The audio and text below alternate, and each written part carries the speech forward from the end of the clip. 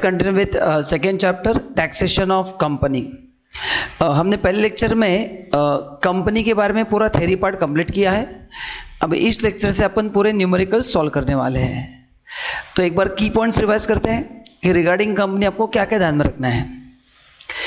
पहला पॉइंट आपको ध्यान में रखना है कि असेसमेंट ऑफ कंपनी में कंपनी के दो इनकम निकाले जाएंगे, एक नॉर्मल इनकम जो आप पहले पढ़ चुके हो एंड दूसरा एज पर बुक प्रॉफिट जिसका हमने थ्योरेटिकल फॉर्मेट देखा है, न्यूमेरिकल अपन सॉल्व करेंगे एंड उन दोनों पे टैक्स निकालना है। तो tax on normal income and tax on book profit whichever is higher आपको पे करना है।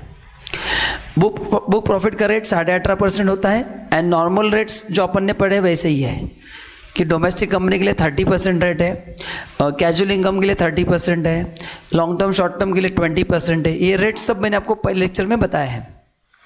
तो by considering those rates you find out normal income, then on book profit you apply only one rate which is 18.5 and फिर इसमें से जो higher आएगा वो आपको देना है।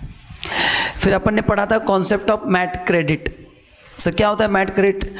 अगर आपका जो टैक्स है ऑन बुक प्रॉफिट वो अगर हाइयर है as compare to tax on normal income, फिर आपको वो पे करना पड़ता है। तो आपने जो एक्स्ट्रा टैक्स दिया है एज पर मैट उसको बोलते हैं मैट क्रेडिट। उसका एडजस्टमेंट अगले 15 साल में होता है, ये भी हमने पढ़ा था। प्लस हमने ये भी पढ़ा था कि वो एडजस्ट करने के लिए दो कंडीशंस है। पहला, आपका नॉर्मल टैक्स जो है वो मैट से ज़्यादा चाहिए एंड दूसरा, एडजस्ट करने के बाद जो अमाउंट आप पे कर रहे हैं वो एटलीस्ट 18.5% के ऊपर होना चाहिए। मतलब after adjusting MAT credit your tax payable should not be less than 18.5%। वो 18.5% से ज़्यादा होना चाहिए, मतलब एटलीस्ट 18.5 होना चाहिए, उतना ही एडजस्ट करो, उससे नीचे नहीं आना चाहिए। तो ये दो कंडीशंस थे। प्लस अपन ने पढ़ा था कि ये जो मैट का रेट है ये डोमेस्टिक कंपनी हो या फॉरेन कंपनी, मैट का रेट 18.5% दोनों के लिए सेम है। प्लस उसमें ऐड होता है surcharge and education cess. Plus अपन ने बुक प्रॉफिट का फॉर्मेट पढ़ा था कि उसमें 10-12 चीज़ें ऐड होती है। क्या क्या ऐड होता है? अगर ऑलरेडी P&L को डेबिट कर चुके हैं तो ये ऐड कब करना है? जो आपको नेट प्रॉफिट दिया है ये वो सब माइनस करने के बाद आया है तो क्या क्या ऐड करना है? की पॉइंट्स बताता हूँ। इनकम टैक्स ऐड करना है, उसका इंटरेस्ट ऐड करना है, ठीक है। उसके बाद provision for uncertain liability add back करना है। दूसरा, कोई भी प्रोविजन ऐड बैक करना है। डिविडेंड पेड ऐड बैक करो, फिर वो इक्विटी को या प्रेफरेंस का हो। प्रपोज डिविडेंड ऐड बैक करो। डिविडेंड डिस्ट्रीब्यूशन टैक्स उसको भी ऐड बैक करना है। लॉसेस ऑफ सब्सिडरी कंपनी को ऐड बैक करना है। देन रिवैल्यूएशन पोर्शन पे अगर आपने डेप्रिसिएशन चार्ज किया है उसको ऐड बैक करो। देन जो एग्जेम्प्ट इनकम है अदर देन सेक्शन 1038 उसके खर्चे ऐड बैक करो, ठीक है ना। Then depreciation on revaluation part उसको भी आपको क्या करना है? ऐड करना है। प्लस मैंने आपको ये भी कहा था कि AOP BOI का जो कंपनी का शेयर है उसमें डबल टैक्स होता है, मैंने आपको कहा था, तो उसके कोई खर्चे तो वो ऐड करो। तो ऐसे बहुत सारी चीज़ें आपको क्या करना है? ऐड करना है। एंड लेस में क्या क्या आएगा? वही है, लेस में क्या क्या आएगा? Amount withdrawn from reserve minus करना है। और क्या माइनस करना है बताओ? जो ऐड होता है वही। अगर ऊपर एक्सपेंसेस ऐड किए हैं कौन से? जो इनकम एग्जेम्प्ट है तो उसका नीचे इनकम माइनस होगा। तो ऐसे अपन ने लेस का भी बहुत बड़ा लिस्ट पढ़ा था, तो वो एड लेस का लिस्ट फॉलो करके अपने को न्यूमेरिकल सॉल्व करना है, ठीक है। और मैंने आपको हर एक का लॉजिक बता दिया है। मैं आपसे रिक्वेस्ट करूंगा कि एक बार वो बुक प्रॉफिट का जो लॉजिक का लेक्चर है पूरा एडलेस का और एक बार देख लो और वो फॉर्मेट आपको लर्न करके जाना है। उस फॉर्मेट के बाहर कुछ भी नहीं आएगा, ठीक है। चलो, तो मैंने आपको की पॉइंट्स बता दिए। प्लस मैंने आपको डेप्रिसिएशन का एक अकाउंटिंग दिखाया था, रिवैल्यूएशन रिजर्व का एडजस्टमेंट, वो इंपॉर्टेंट है। वो आगे मैं आपको सब पढ़ाऊंगा, ओके, डोंट वरी। हम न्यूमेरिकल सॉल्व करेंगे ना, मैं और एक बार आपको पूरा रिवाइज करके दूंगा, बट एटलीस्ट आप 2 बार उसको पढ़ के रखो। चलो, but now before going ahead, मैं भी मैथ में नहीं ले जाके जा रहा हूँ। मैथ में जाने से पहले कुछ बेसिक क्वेश्चन सॉल्व कर रहा हूँ ताकि आपको थोड़ा ग्रिप आ जाए। एक बार ये समझ में आ गया, then I will take advance question, ठीक है। तो एकदम बेसिक क्वेश्चन है, this only for your practice, just to brush your knowledge, क्योंकि आपने एग्जीक्यूटिव में इतना डिटेल में नहीं था, assessment of company theoretical level पे था, तो थोड़े बेसिक कैलकुलेशंस करते एंड फिर मैं आपको मैथ में लेके जाता हूँ। चलो, पहला देखो, अभी क्वेश्चन क्या है? कंप्यूट मार्जिनल रिलीफ बोला है डायरेक्ट मैंने आपको 2-3 इनकम दिया है, 1 crore 2 lakh, 1 crore 4 lakh, 1 crore 6 lakh. In above case assuming Indian company and foreign company. अच्छा, टैक्स रेट अपन ने लास्ट लेक्चर में पढ़े हैं, इंडियन कंपनी के लिए 30%, फॉरेन कंपनी के लिए 40%। ठीक है, अभी मार्जिनल रिलीफ कैसे निकालना है आपने एग्जीक्यूटिव में पढ़ा है, फिर भी मैं आपको एक बार स्टेप्स बताता हूँ।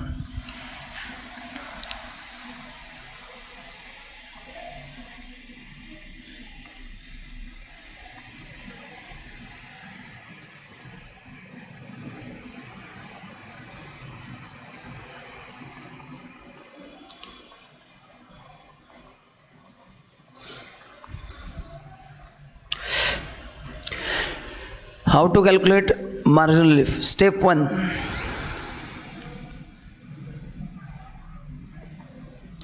Step 1 आपको फाइंड आउट करना है टैक्स प्लस सरचार्ज, सेस बाद में ऐड करना है। Step 2,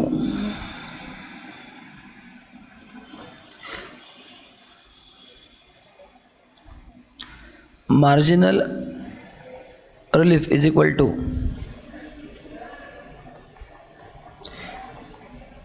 difference in income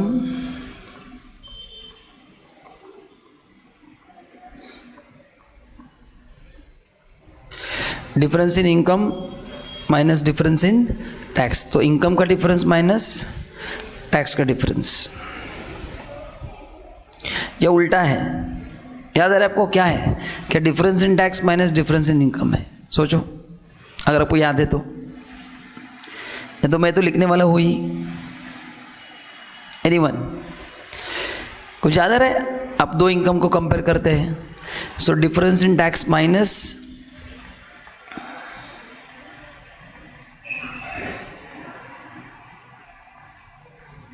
income, ये फॉर्मूला है।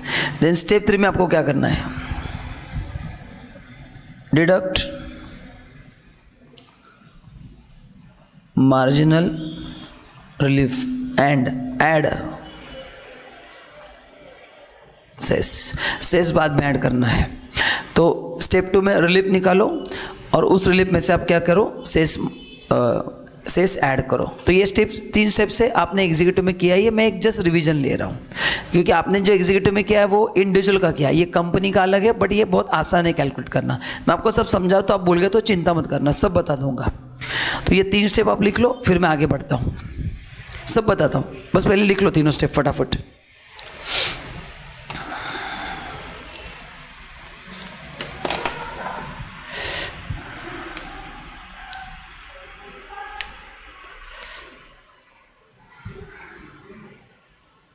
चलो अभी देखो, पहला जो क्वेश्चन है, क्वेश्चन 1,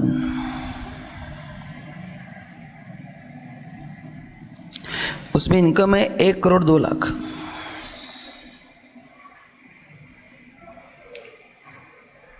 अच्छा, रिलीफ कब आता है आपको पता है? अच्छा, व्हाई रिलीफ इज रिक्वायर्ड? क्योंकि जब इनकम 1 करोड़ के ऊपर जाता है तो आपको सरचार्ज देना पड़ता है, एंड वो सरचार्ज की वजह से क्या होता है, आपका इनकम, अच्छा 1 करोड़ तो कोई सरचार्ज नहीं है, there is no surcharge up to 1 crore for company SSC. तो 1 करोड़ के ऊपर जब इनकम जाता है तो उस पर 7% सरचार्ज लगता है, करेक्ट ना? तो आपका इनकम सपोज 1 करोड़ से 1 करोड़ 2 लाख हुआ है, तो इंक्रीज इनकम 2 लाख से हुआ है, बट सरचार्ज की वजह से टैक्स उससे ज़्यादा बढ़ता है, इसलिए आपको रिलीफ दिया जाता है। So why relief is given? Because increase in tax is more than increase in income. मेरा इनकम 1 करोड़, कंपनी का इनकम 1 करोड़ से 1 करोड़ 2 लाख हुआ है, तो इनकम 2 लाख से ही बढ़ा है, लेकिन टैक्स ज़्यादा अमाउंट से बढ़ता है। मतलब अपने जेब से पैसे जाता है, जो मैंने 2 लाख एक्स्ट्रा कमाया वो भी गया है, प्लस एक्स्ट्रा जाता है। तो जो गलत हो रहा है एसएससी के साथ, तो ये गलत को सही करने के लिए आपको रिलीफ दिया जाता है।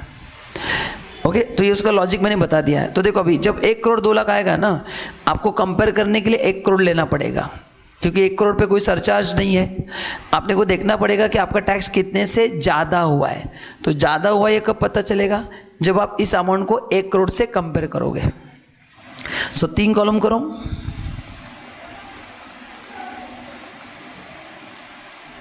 पर्टिकुलर्स 1 CR 1.02 CR, ठीक है?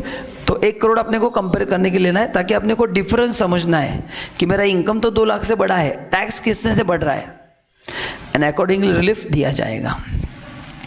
ओके, तो पहले टैक्स एट 30%। अच्छा, डोमेस्टिक का आपको करना है घर पे, 30 की जगह 40 आएगा, सिस्टम सेम ही है। तो 1 करोड़ का 30% आएगा 30 लैक्स, और ये 30,60,000 ऐड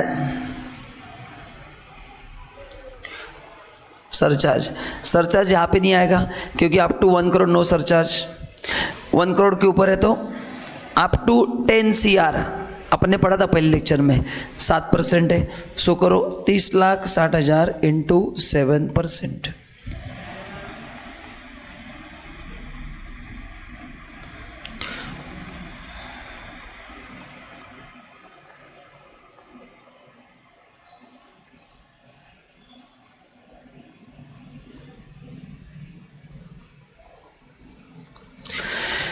तो ये अपना पहला स्टेप हो गया, टैक्स प्लस सरचार्ज निकालना है, सेस बाद में आता है, डोंट वरी, ठीक है। तो ये हो गया स्टेप 1। नाउ स्टेप 2,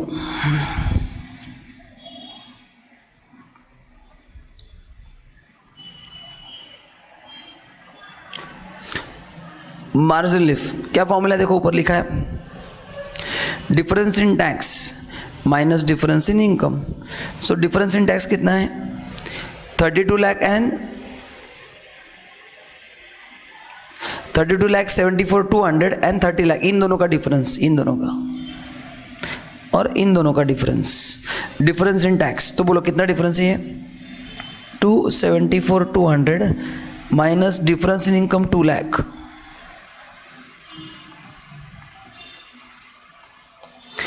तो ये आ रहा है अमाउंट। तो कौन से अमाउंट को कंपेयर करना है, ये है difference in tax minus difference in income, और डिफरेंस का डिफरेंस इज मिस्टर मतलब मार्जिन रिलीफ। तो step 1 tax plus surcharge, step 2 difference in tax minus difference in income, और इन डिफरेंस का डिफरेंस इज मार्जिन रिलीफ जो आ रहा है 74,200 आ गया। अभी इस रिलीफ को एक्चुअल इनकम में से माइनस करना है। एक्चुअल इनकम कितना अपना 1 करोड़ 2 लाख, उसमें से उसको हटा दो। सो नेक्स्ट, सो यहाँ पे आपको लिखना है next tax plus surcharge on actual income.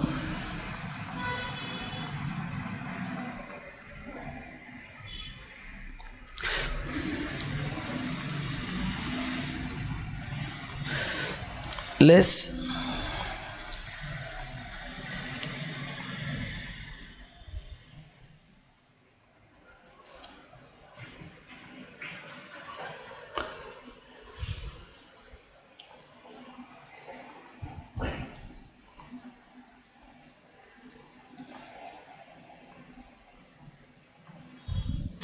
इस अमाउंट को माइनस करना है, आ गया 32 लाख। नाउ ऐड करो 4% सेस, सो 32 लाख इंटू 4%,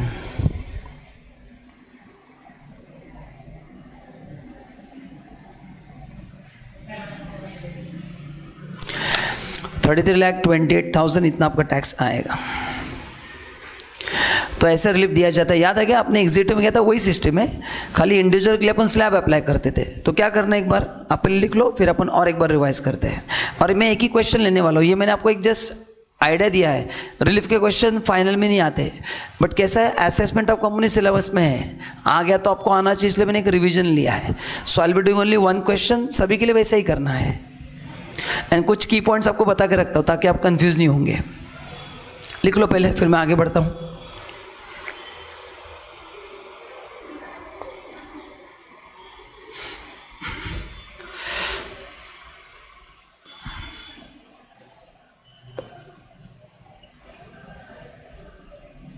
ठीक है, चलो एक बार रिवाइज करते। पहले क्या करना है, स्टेप 1 टैक्स प्लस सरचार्ज। तो इनकम 1 करोड़ 2 लाख था, उसको कंपेयर करने के लिए 1 करोड़ लेना है, ठीक है। एंड 10 करोड़ के ऊपर है तो फिर 10 करोड़ लेना है। जैसे स्लैब बढ़ेंगे वैसे लेना है, क्योंकि 10 करोड़ के बाद कितना है 12% है, फिर 10 CR एंड 11 CR ऐसे कंपेयर आपको करना है। तो 1 करोड़ 2 लाख के पहले 1 करोड़ है उसको कंपेयर करना है, ठीक है। तो उसके ऊपर अपन ने पहले टैक्स निकाला फ्लैट 30%, सरचार्ज का लिए 1 करोड़ 2 लाख पे आएगा, क्योंकि up to 1 CR no surcharge. फिर अपन ने क्या किया, step 2 difference in tax minus difference in income, ये आ रहा है 74,200, ये आ गया अपना रिलीफ।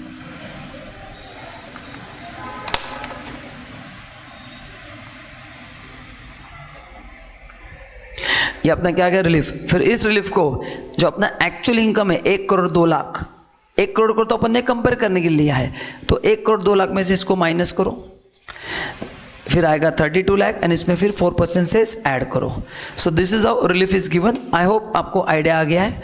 अभी कुछ टिप्स देता हूँ। ये रिलीफ का आंसर अगर निगेटिव आएगा तो आपको रिलीफ नहीं मिलेगा। ओके, आपको रिलीफ नहीं मिलेगा। फिर क्या करना है, कुछ नहीं, रिलीफ नहीं मिलेगा तो डायरेक्टली फिर जो टैक्स प्लस सरचार्ज ऊपर आया है उस पर डायरेक्टली 4% ऐड करना है। ये जो मैंने माइनस किया ये माइनस मत करो, डायरेक्टली 4% ऐड करके क्वेश्चन खत्म। तो ये माइनस आएगा मतलब क्या है, लॉजिक भी समझ लो। ये माइनस आ रहा है उसका मतलब है your increase in income is enough to pay increase in tax, क्योंकि अपना फॉर्मूला क्या है, टैक्स माइनस इनकम, मतलब टैक्स ज़्यादा है और इनकम कम है, इसलिए तो रिलीफ मिलता है ना। तो ये 74 to 100 का मतलब क्या है, इतने से आपका टैक्स ज़्यादा है इनकम के ऊपर, इसलिए आपको उतना रिलीफ मिला है। जब इनकम ज़्यादा रहेगा तो आंसर निगेटिव आएगा, एंड जब आपका इनकम टैक्स से ज़्यादा है तो आपको रिलीफ की ज़रूरत नहीं है। इसलिए जब इस फॉर्मूला का आंसर नेगेटिव आएगा आपको रिलीफ नहीं मिलेगा। फिर क्या करना है, जो अपन ने टैक्स प्लस सरचार्ज निकाल के रखा है उस पर टोटल पे 4% ऐड करो, क्वेश्चन खत्म। बस this is how working is to be done. इसलिए मैंने एक क्वेश्चन लिया है, इसके आगे मैं सॉल्व नहीं करने वाला हूँ। अभी आपको क्या करना है, अभी घर पे सॉल्व करो। फॉरेन कंपनी तो 40% होगा 30 की जगह, एंड सरचार्ज कितना होगा 7% की जगह 2% होगा, उतने ही चेंजेस करना है। और ये 1 करोड़ 4 लाख है ना 1 करोड़ 6 लाख, चेक करना 1 करोड़ 4 लाख 6 लाख में शायद आंसर निगेटिव आएगा, तो आपको रिलीफ क्लेम करने की ज़रूरत नहीं है, ठीक है। अच्छा, अभी आपको एक डाउट रहेगा, सर ये एग्जाम में क्या हर बार करके देखना है क्या? नहीं, अभी आपको एक आइडिया आ गया ना कि 1 करोड़ 3-4 लाख के ऊपर रिलीफ नहीं मिलता है, तो बाय ऑब्जर्वेशन आपको समझ में आएगा, क्योंकि हर बार कैलकुलेट करना बहुत टाइम जाएगा आपको एग्जाम में। तो ध्यान में रखना, अगर 1 करोड़ के आसपास इनकम है तो ही थोड़ा सोचो, लेकिन 1 करोड़ 4-5 लाख के ऊपर है, अभी आप प्रैक्टिस करेंगे तो आपको आइडिया एक रेंज पता चलेगा ना कहाँ पे आंसर निगेटिव आ रहा है, वो रेंज ध्यान में रखना। उसके ऊपर अगर इनकम एग्जाम में दिया तो कोई प्रॉब्लम नहीं। जैसे इनकम 5 करोड़ दिया है तो 100% रिलीफ नहीं मिलेगा, डायरेक्टली 30% ऐड करो और सेस ऐड कर दो। तो ये रेंज बाय ऑब्जर्वेशन आपको लर्न करना पड़ेगा, ठीक है, कि 1 करोड़ 3 लाख के आसपास रिलीफ मिलना बंद हो जाता है। तो या फिर ऐसा रेंज ध्यान में रखो कि 1 करोड़ 4 लाख के अंदर है तो अपन पूरा टेबल करके देखेंगे, लेकिन 1 करोड़ 4 लाख के ऊपर है तो रिलीफ नहीं आएगा। तो ऐसे आप 4-5 क्वेश्चन सॉल्व करके देखो, 1 करोड़ 1 लाख 2 लाख 3 लाख 4 लाख 5 लाख, आपको रेंज पता चलेगा कि कहाँ से आंसर निगेटिव आना स्टार्ट होता है। वो रेंज आप दिमाग में फिट करो, है ना, वैसे ही करना पड़ेगा। एंड डाउट आता है तो फिर हर बार करना ही पड़ेगा, बट मत करो, ये ईजी एकदम। तो ये आप घर पे ट्राई करना। एक एग्जाम्पल मैंने बस लिया है, अभी तक इसमें एग्जाम में क्वेश्चन नहीं आया है, बट आई थॉट कि ये बेसिक क्वेश्चन है, एक रिविजन हो जाए, इसलिए मैंने लिया है। ओके, तो आप घर पे ट्राई करो, एकदम आसान है। तो क्या करना है भाई, नेक्स्ट इसमें फॉरेन कंपनी के लिए 30 का 40 होगा, बस वैसे चेंज देख लो। नाउ अभी यहाँ से इंपॉर्टेंट क्वेश्चन है, suppose book profit of a company. अभी मैंने आपको कैसे कैलकुलेट करना है पढ़ाया नहीं, पहले उसके कैलकुलेशंस बता देता हूँ। For 1920 10 lakh and total income including short term capital gain is 1,60,000 under section 111A. As per the provision of income tax act is 4 lakh. Compute tax payable. मतलब आपको कंपनी के 2 इनकम्स दिए हैं, बुक प्रॉफिट 10 लाख दिया है एंड जो company का normal income है वो 4 लाख है, उसमें 1.6 lakh short term capital gain है अंडर सेक्शन 111A, ठीक है। तो देखो कैसे इसका कैलकुलेशन होगा, मैं आपको बताता हूँ, ध्यान दो। ये आपके लिए नया है, ये आप फर्स्ट टाइम पढ़ रहे हैं। रिलीफ अपन ऑलरेडी एग्जीक्यूटिव में पढ़ चुके हैं।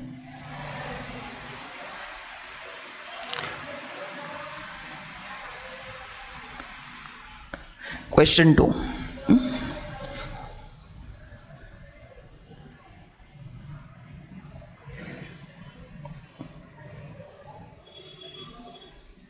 2 कॉलम करना है अपने को। अच्छा, इतना तो आपको पता है ना, tax payable shall be higher of the following: tax on book profit and tax on normal income.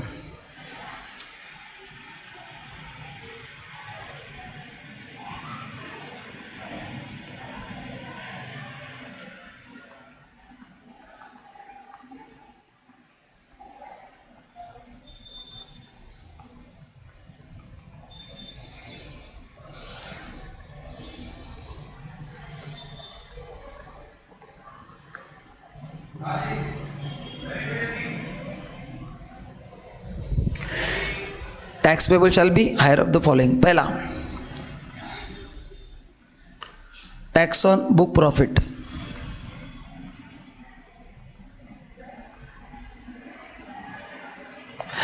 कितने बुक प्रॉफिट देखो,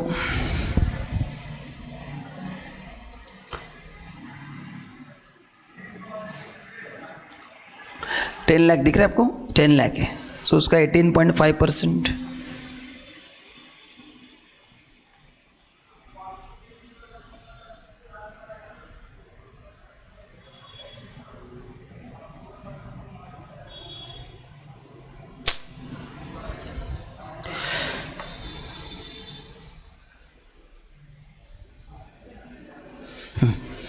तो 10 लाख इंटू 18.5%, क्या रहा है? 1,85,000। B, tax on 4 lakh. So 4 lakh क्या है? नॉर्मल इनकम है एज पर इनकम टैक्स जो आपने पढ़ा है। अभी उसमें short term capital gain under section 111A दिया है। पहले लेक्चर याद करो, मैंने आपको स्पेशल रेट्स लिख के दिए है, आई थिंक 2nd या 3rd पेज पे। तो 111A अगर है तो रेट 15% है। So short term capital gain under section 111A 1.6 lakh का 15% कितना आएगा? 24,000 आएगा। And balance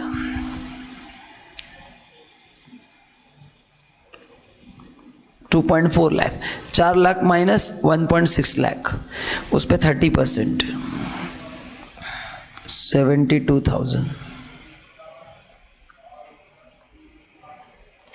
so total 96,000। अभी आप बताओ दोनों में से कौन सा हायर है? मैंने 2 हाईलाइट किए, मैट के हिसाब से ज़्यादा या नॉर्मल ज़्यादा है? मैट के हिसाब से, तो फिर ये आउटर कॉलम में आएगा, तो 1,85,000। समझ में आएगा? तो विचर इज हायर करना है। नाउ अब इसके बाद ध्यान से सुनना, जो भी सोचना है बुक प्रॉफिट के हिसाब से सोचना है। आपका बुक प्रॉफिट 10 लाख है, मतलब बिलो 1 करोड़ है, तो इसमें सरचार्ज नहीं आएगा, क्योंकि अपन इनकम कौन सा मान रहे हैं? Book profit. स्टूडेंट क्या करते हैं? गलत चीज़ें कंपेयर करते हैं। अभी दिमाग में 10 लाख ही रखना है। बोलो 10 लाख मतलब 1 करोड़ के अंदर है, सरचार्ज नहीं आएगा, सेस तो सब पे आता ही है। ऐड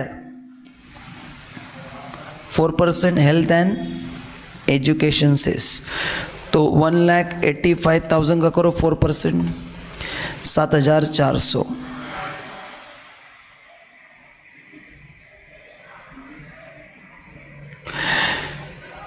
तो आपको मैट के हिसाब से टैक्स देना पड़ेगा, ठीक है? एंड जितना एक्स्ट्रा दिया उसको बोलते हैं मैट क्रेडिट। उसका भी मैं न्यूमेरिकल लेने वाला, बट अभी नहीं, वो बाद में देखेंगे। अपन ने थ्योरेटिकली डिस्कस किया है, मैं धीरे धीरे सब क्वेश्चन, आप चिंता मत करो, हर एक चीज़ पढ़ाने वाला हूँ। तो ऐसे वर्किंग करना है। बुक प्रॉफिट आने के बाद बुक प्रॉफिट कैसे आएगा वो भी पढ़ाने वाला हो। फॉर्मेट पढ़ लिया है, न्यूमेरिकल सॉल्व करना है। एक बेसिक छोटे छोटे क्वेश्चन सॉल्व करके ले रहा हूँ, ताकि एक थोड़ा आपको एक ओवरव्यू आ जाए कि किस तरह से अपन आगे बढ़ने वाले हैं, ठीक है? तो पहले इनर कॉलम में दोनों लिखना है, कंपेयर करके जो है वो आउटर कॉलम में लो, एंड बाद में सरचार्ज कब आएगा? अगर वो इनकम 1 करोड़ के ऊपर है तो सरचार्ज आएगा, फिर वो मैट वाला हो या नॉर्मल हो। सरचार्ज का रेट भी सेम ही है, हमने लास्ट लेक्चर में पढ़ा है। नॉर्मल प्रॉफिट हो या बुक प्रॉफिट, सरचार्ज सेल्स का रेट चेंज नहीं होते हैं, इनकम टैक्स का रेट चेंज होते हैं, तो वो तो सेम रहेगा, ठीक है? तो ये पहला क्वेश्चन था। पहला मतलब इस टाइप का। सबका लिख के हो गया? आई होप आपका हो गया है। आगे नेक्स्ट क्वेश्चन, तीसरा question, Suppose taxable income of company 60 lakh and the book profit is 1 crore 1 lakh. ठीक है, चलो देखते हैं। अभी नॉर्मल इनकम 60 लाख दिया है, बुक प्रॉफिट 1 करोड़ 1 लाख। देखो कैसे सॉल्व करना है। Same question 3,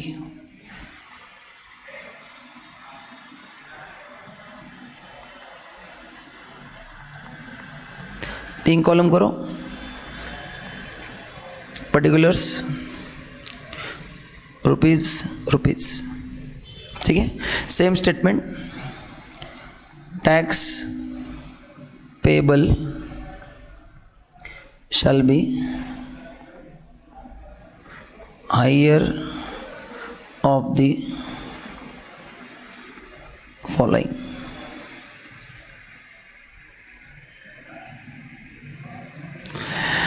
tax payable shall be higher of the following। पहला, tax on book profit,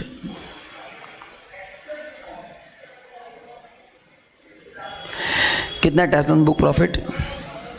1.1 CR into 18.5%, है ना। 1 करोड़ 1 लाख दिया ना, करो calculate. 1 crore 1 lakh into 18.5%,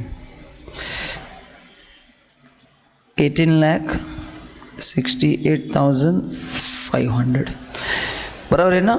1 crore 1 lakh into 18.5%। ठीक है, दूसरा, टैक्स ऑन नॉर्मल इनकम,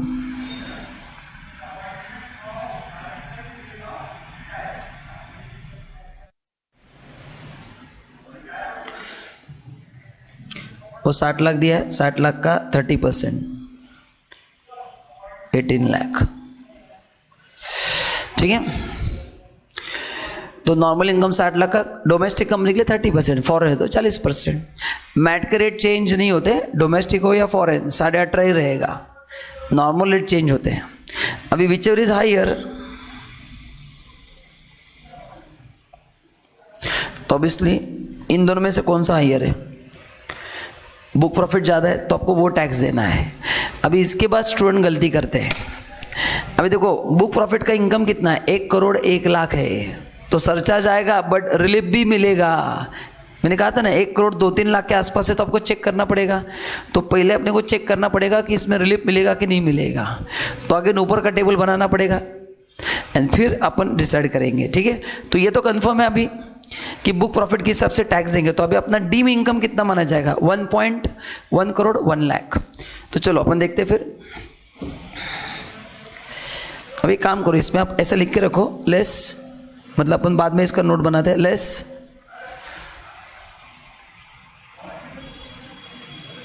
अच्छा पहले अपन सरचार्ज ऐड करके रखते हैं। Add surcharge at 7%। तो करो 18,68,500 into 7%, 130795।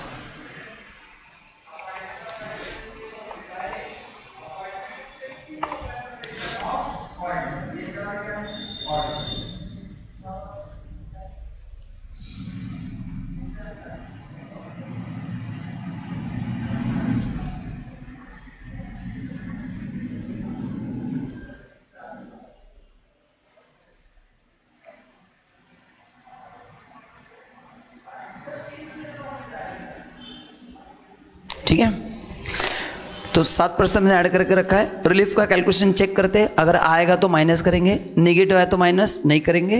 And then I will add 4% cess. Format लिख के रखो, फिर नीचे अपन नोट बनाते हैं।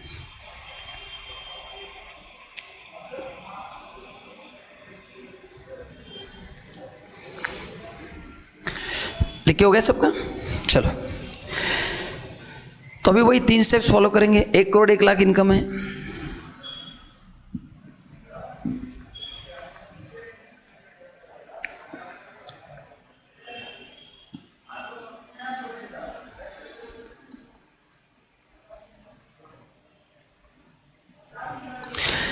अभी यहाँ पे गलती हो सकती है। अपन प्रॉफिट, अपन टैक्स बुक प्रॉफिट के हिसाब से दे रहे हैं बुक प्रॉफिट पे टैक्स 18.5% है, तो रिलीफ निकालने के लिए भी 18.5 ही लेना है, नहीं तो गलती से आप 30% लोगे, खेल खत्म। बुक प्रॉफिट है ना, बुक प्रॉफिट मतलब सब कुछ 18.5 के हिसाब से होगा, टैक्स देते समय भी 18.5, रिलीफ निकालते समय भी 18.5। ऊपर के क्वेश्चन में वो 30% वाला था, नॉर्मल वाला था, वो रिवीजन के लिए मैंने लिया है। अब ये सब ऐसे चेक करना पड़ेगा एग्जाम में। चलो, तो फिर मैं लिखूंगा टैक्स एट 18.5%, तो ये आएगा 18,50,000,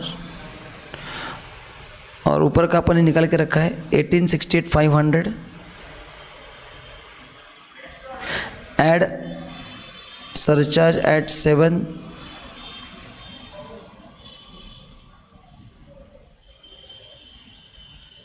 $137.95,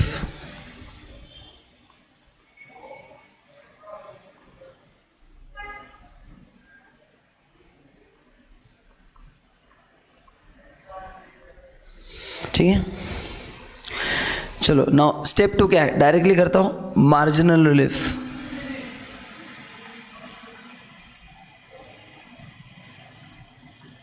क्या फॉर्मूला है, डिफरेंस इन टैक्स निकालो।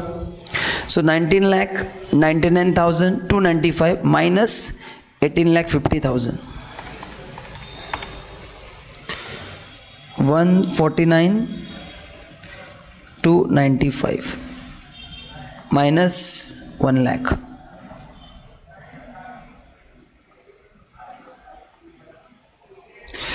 ठीक है ना। सो क्या क्या मैंने बताता हूं, difference in tax minus difference in income, जो मैंने येलो कलर से हाईलाइट किया है उन दोनों का डिफरेंस निकाला, और इन डिफरेंस का डिफरेंस जो है वो है मार्जिनल रिलीफ।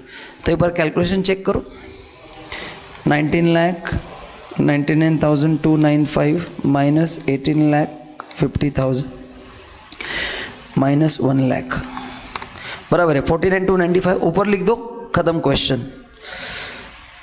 ऊपर लिख दो 49,295, माइनस करो, फिर 4% ऐड करो, क्वेश्चन खत्म। चलो करो, मैं 1 मिनट रुकता हूं, आप ट्राई करो।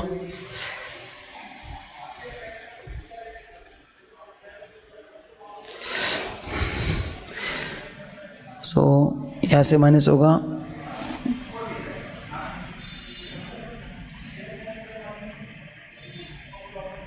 सो कितना आएगा ये 199,9,295 माइनस 19,50,000 इंटू 4%,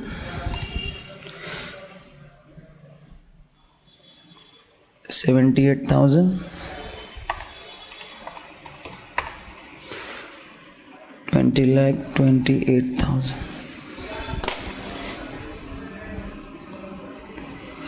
लिख लो।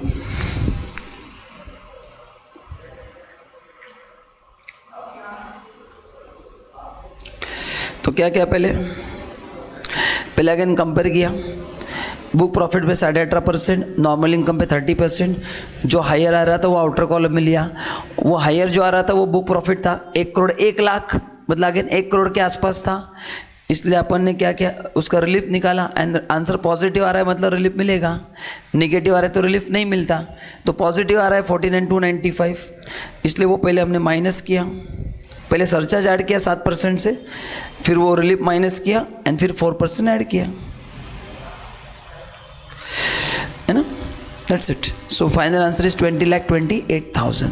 तो ऐसे कैलकुलेशंस आपको करने पड़ेंगे, बट ये एंड में करना है। पहले आपको एग्जाम में बुक प्रॉफिट निकालना पड़ेगा और बाद में टैक्स। अभी मैं दोनों क्यों पढ़ा रहा हूँ, छोटे क्वेश्चन आएंगे तो डायरेक्ट इतना भी पूछते हैं, यानी कभी कभी बुक प्रॉफिट का भी पूछते हैं, या कभी कंबाइन भी पूछते हैं, इसलिए मैं आपको सभी पढ़ा रहा हूँ। चलो आगे।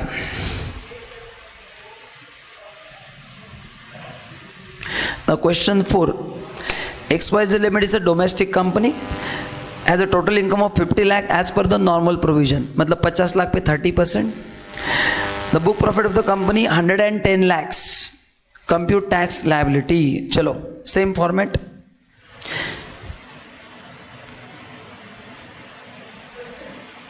मैं अभी इसमें ही चेंज करता हूँ।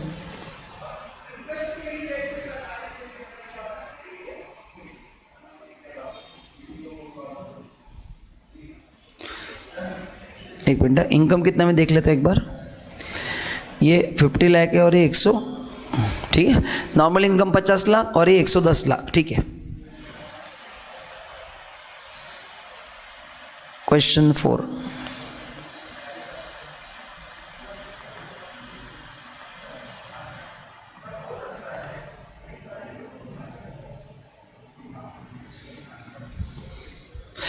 ठीक है, okay. Now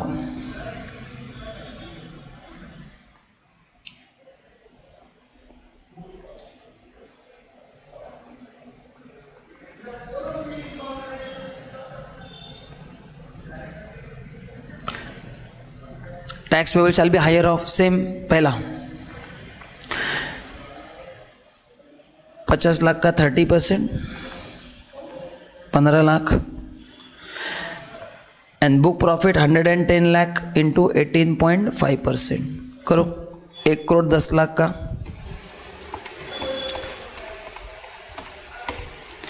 20,35,000,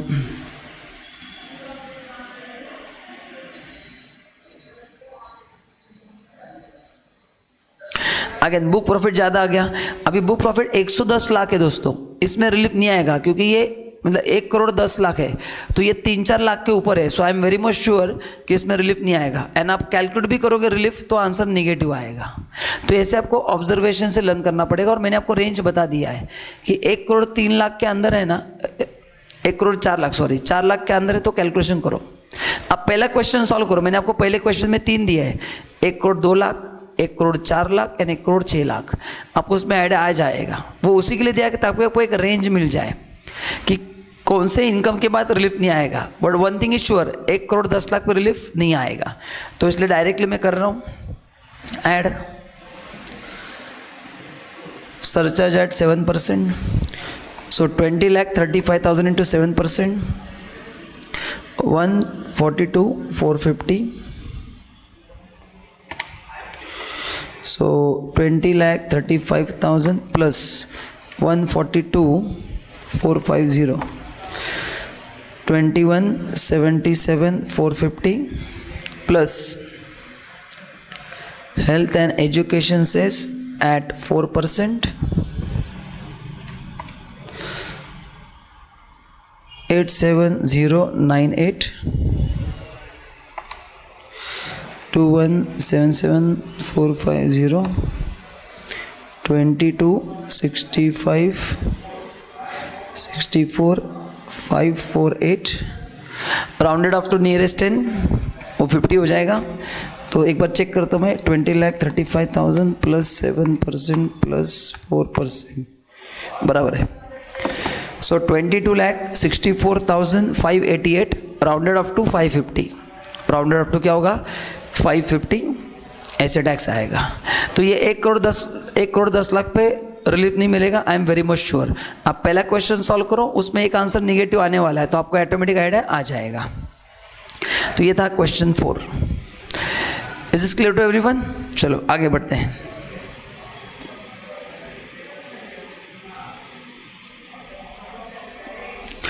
now question 5, PQR Limited is a domestic company, has incurred loss as per the normal provision of the act. मतलब नॉर्मल इनकम टैक्स तो 0 है। The book profit of the company 101 lakh, calculate tax. अभी पहले आपको doubt आएगा sir tax देना है कि नहीं देना है, क्योंकि नॉर्मल प्रोविजन के हिसाब से तो लॉस है, लॉस पे तो टैक्स नहीं आएगा, आप सही बोल रहे हो। लेकिन बुक प्रॉफिट के हिसाब से तो इनकम आ रहा है, तो देना पड़ेगा क्या? Yes, which ever is higher बोला है। तो यहाँ पे कंपेयर करने की ज़रूरत नहीं है, क्योंकि बुक प्रॉफिट का ही ज़्यादा आएगा, क्योंकि नॉर्मल टैक्स तो 0 है। एंड बुक प्रॉफिट के हिसाब से कितना है? 1 करोड़ 1 लाख है। तो बताइए टैक्स आएगा ना, 100% टैक्स आएगा। तो ये ध्यान में रखना है कि आपको नॉर्मल के हिसाब से लॉस भी होता है, विच एवर इज 0, तो नॉर्मल के हिसाब से 0 आएगा। एंड 1 करोड़ 1 लाख पे 18.5% से जो भी आएगा वो आपको देना पड़ेगा। लेकिन इसका हम कैलकुलेशन नहीं करेंगे, क्यों? क्योंकि ऑलरेडी हमने क्वेश्चन 3 पे टैक्स निकल के रखा है। देखो 1 करोड़ 1 लाख पे वही टैक्स आएगा।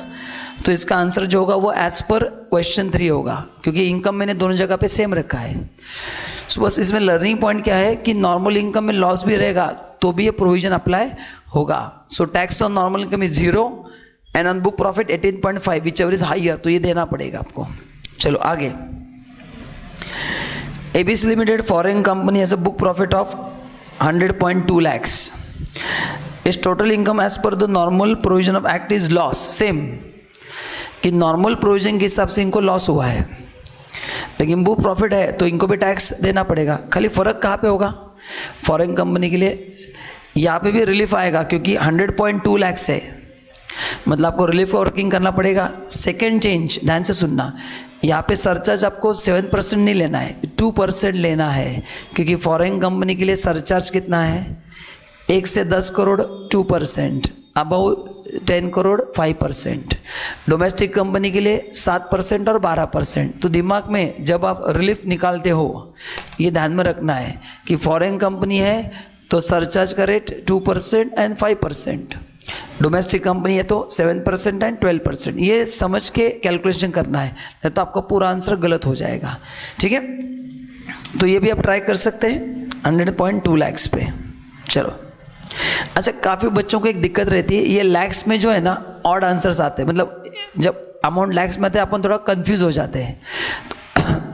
सॉरी, तो मैं आपको एक सिंपल टेक्निक बताता हूँ. अगर ये लैक्स में है ना, इसको रुपीज़ में कन्वर्ट करना है. कैसे करना है, अगर लैक्स में दिया तो 1 लाख से मल्टीप्लाई करो, तो ये 100.2 lakhs है ना. If you want rupees, if you want answer in rupees, multiply this by 1 lakh. So देखो क्या आएगा, 100.2 इंटू 1 लाख, तो ये 1,20,000 आएगा. ये कितना आएगा, 1,20,000 आपका आंसर होगा. तो ऐसे इसको आपको सॉल्व करना है. तो अगेन इसमें भी रिलीफ आएगा, ये भी आप ट्राई करो. मैं रिलीफ के क्वेश्चंस क्यों नहीं ले रहा हूँ, क्योंकि अभी वो फाइनल में इतने नहीं आएंगे, ये एग्जीक्यूटिव का था, बस एक रिवीजन मोड के लिए मैं आपको ले रहा हूँ. ठीक है, चलो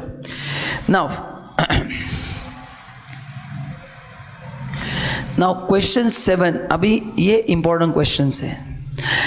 इस टाइप से क्वेश्चन आपको एग्जाम में आएंगे 5-5 मार्क के लिए. एंड उसके बाद टैक्स कैसे निकालना है मैंने आपको बता दिया है. एंड इवन इन क्वेश्चन में भी हम टैक्स कैलकुलेशन करेंगे ताकि आपको आइडिया आएगा. चलो, net profit as per the P&L account of XYZ limited resident company, domestic company है, for the year ended 31 March 20 is 190 lakh which is arrived after following adjustment.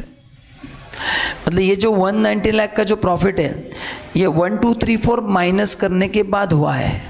क्या क्या माइनस किया है, डेप्रिसिएशन ऑन एसेट माइनस किया 100 lakhs, reserve minus किया 50 lakh, provision for tax minus किया 40 lakhs, propose dividend 120 lakh minus किया है. मतलब ये सब माइनस करने के बाद 190 lakh आया है.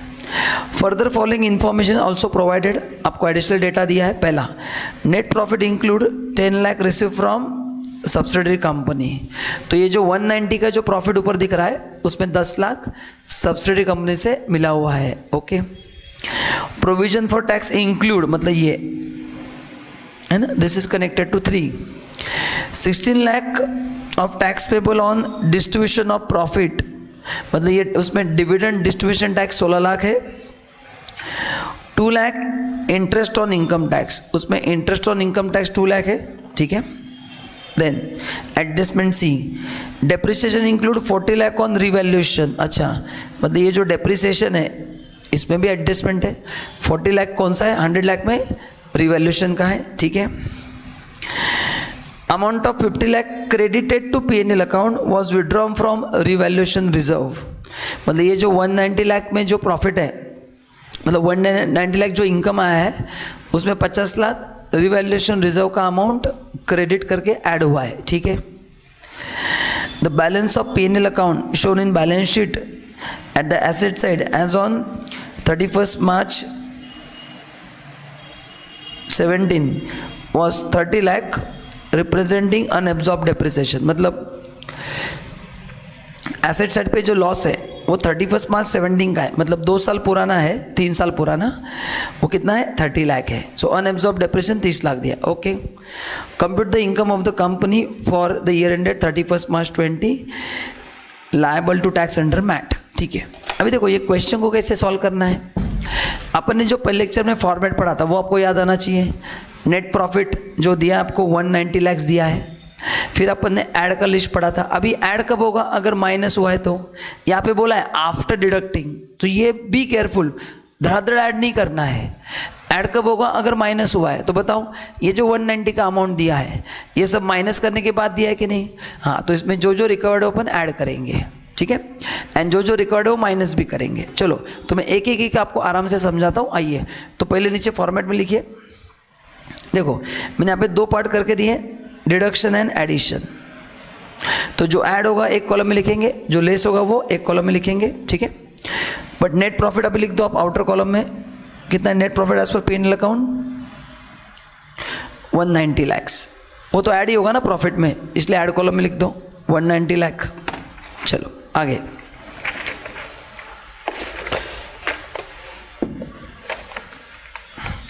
अभी देखो पहला एडजस्टमेंट अपन लाइन से देते हैं। डेप्रिसिएशन, डेप्रिसिएशन 100 लाख है। डेप्रिसिएशन तो अलाउड है, लेकिन कौन सा अलाउड नहीं है? ऑन रिवैल्यूएशन अपन ऐड करते हैं। देखो नीचे एडजस्टमेंट नंबर सी में दिया है, depreciation include 40 lakhs toward revaluation. तो बोला अपन ने क्या पढ़ा है? रिवैल्यूएशन का डेप्रिसिएशन ऐड बैक करना है। तो नीचे ऐड करो 40 lakhs ऑन रिवैल्यूएशन पार्ट। तो रिवैल्यूएशन का डेप्रिसिएशन अपन ने ऐड किया। फॉर्मेट प्लीज 2 बार पढ़ लेना, मतलब ये भूलोगे नहीं तो क्या होगा, कॉपी हो जाएगा। मैं सॉल्व कर रहा हूँ, आप लिख रहे हो, वैसे नहीं होना चाहिए, आपको समझ में आना चाहिए। दूसरा क्या है? रिजर्व। याद करो हमने पढ़ा था कोई भी रिजर्व अलाउड नहीं है, तो ये पूरा रिजर्व ऐड करो 50 lakhs।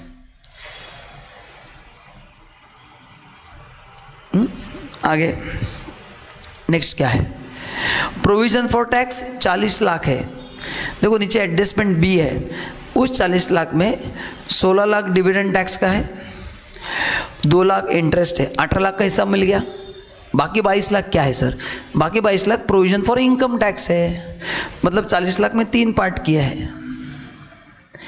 डिविडेंड टैक्स के लिए 16 लाख, इंटरेस्ट 2 लाख एंड बाकी इनकम टैक्स का बैलेंस है 22 लाख, ठीक है। अभी आप अगर आपने फॉर्मेट पढ़ा है तो ये सब कुछ ऐड बैक होता है। डिविडेंड डिस्ट्रीब्यूशन टैक्स ऐड करते हैं, interest on income tax add होता है and any provision is not allowed. तो प्रोविजन फॉर इनकम टैक्स भी क्या होगा? ऐड होगा। तो ये पूरा 40 लाख ऐड होगा। एग्जाम में आप तीनों अलग अलग लिख सकते हैं या एक साथ भी ऐड किया तो भी चलेगा। तो 40 लाख ऐड कर दो। तो प्रोविजन फॉर इनकम टैक्स कितना है?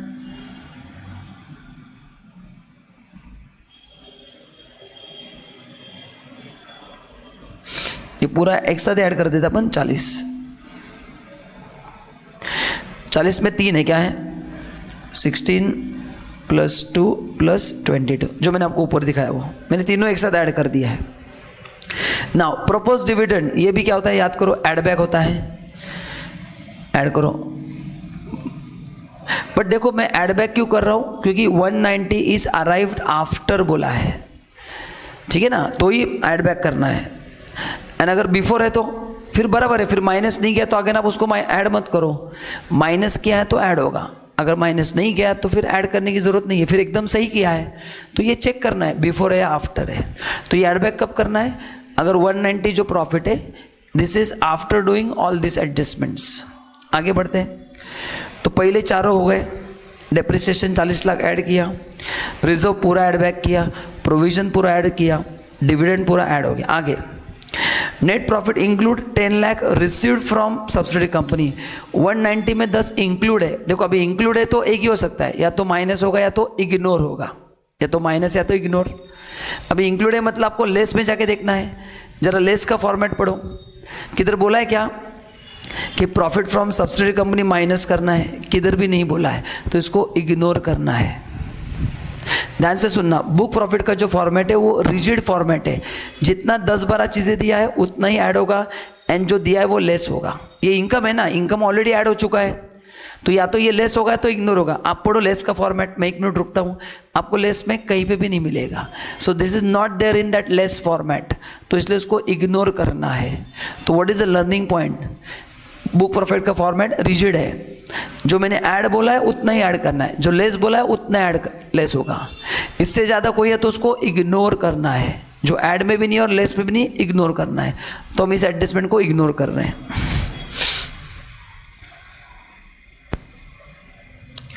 नेक्स्ट, सो 1 इग्नोर कर, बी हो गया ऑलरेडी। नाउ सी, अभी आ रहा है इंपॉर्टेंट एडजस्टमेंट, नहीं सी हो गया, sorry. Now D, amount of 50 lakh created to P&L account was withdrawn from revaluation reserve. अगर आपको याद है तो मैंने आपको पढ़ाया था कि जब भी आप एसेट डिस्कार्ड करते हो या सेल करते हो तो जितना भी रिवैल्यूएशन रिजर्व है वो P&L में लेके आना है, वो इनकम में ऐड करना है। एंड दोस्तों यहाँ पे ऑलरेडी बोला है कि ये P&L में ऐड हो चुका है, तो अगर इसको ऐड करने की ज़रूरत नहीं है, क्योंकि 190 जो आया है 190 लाने के लिए वो क्रेडिट में ऑलरेडी 50 आप ले चुके हो। अगर नहीं लेते तो मैं ऐड करता, बट उन्होंने ऑलरेडी बोला कि ये 50 लाख ऑलरेडी इनकम में ऐड हुआ है, तो आगे उसको ऐड करने की ज़रूरत नहीं है।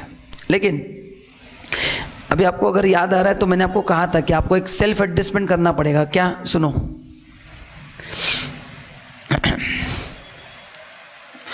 अभी अपन ने कितना किया है, डेप्रिसिएशन 40-60, ठीक है। नाउ अभी देखो क्या है,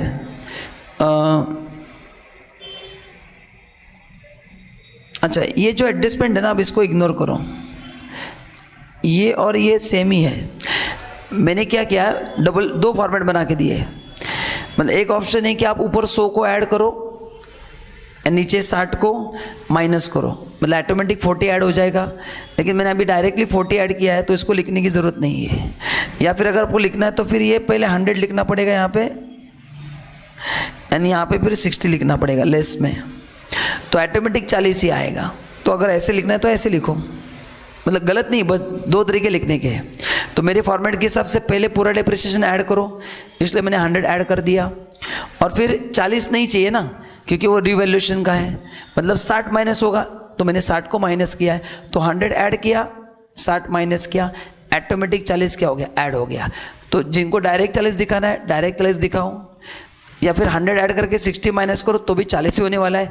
कैसे दिखाओ, 60 में एक ही है, मतलब आंसर तो एक ही आने वाला है। नाउ अभी मैंने आपको एक एडजस्टमेंट पढ़ाया था, देखो अगर आपको याद है तो मैं बताता हूँ P&L बना के।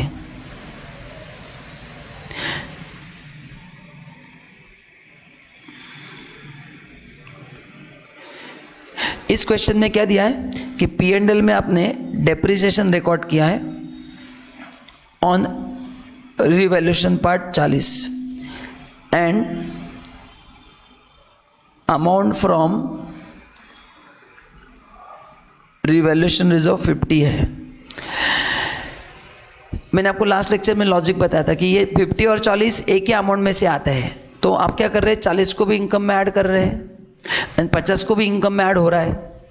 मतलब इसमें एक अमाउंट 2 बार ऐड हो रहा है, क्योंकि दोनों अमाउंट एक ही रिजर्व से आ रहा है जो है रिवैल्यूएशन रिजर्व, करेक्ट ना। तो ये डबल टैक्सेबल हो रहा है। तो मैंने आपको लास्ट टाइम क्या कहा था कि जब भी P&L डेबिट क्रेडिट में दोनों आएंगे एक साथ, तो इसमें से जो छोटा अमाउंट है आगे न उसको माइनस करना है, क्योंकि 40 लाख ऑलरेडी 50 में इंक्लूड है ना, 2 बार टैक्सेबल होगा, क्योंकि हम 40 को भी ऐड बैक कर रहे हैं और 50 तो ऑलरेडी इनकम में ऐड हुआ है। तो कौन सा अमाउंट छोटा है, 40 2 बार हो रहा है ना, तो नीचे 40 को क्या करना पड़ेगा, माइनस करना पड़ेगा। ये मैंने लॉजिक पहले लेक्चर में आपको बताया था, चाहे तो पहले लेक्चर और एक बार देख लेना। तो अभी हम क्या करेंगे, एंड नहीं समझा तो मैंने बता दिया है, क्योंकि जिसका अकाउंट वीक है उनको नहीं समझता है।